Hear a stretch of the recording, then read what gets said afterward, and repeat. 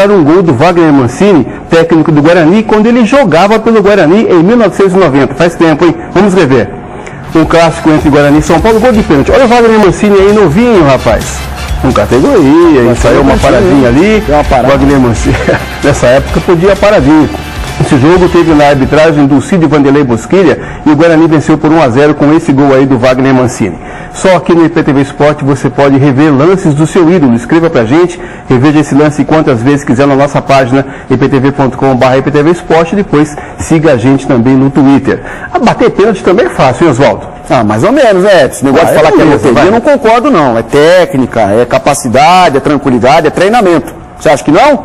Eu acho que é fechar o olho e mandar uma bomba. Que isso, é você que foi um ex-atleta de futebol profissional falar isso, eu sei que você está brincando. Eu tenho certeza disso. Obrigado, Edson. Tchau, Zó. Abração, até amanhã. Nosso Edson Souza, direto da redação do IPTV.com, hoje com o gol do atual técnico do Guarani, Wagner Mancini, revelado como jogador de futebol também no Guarani, no início dos anos 80.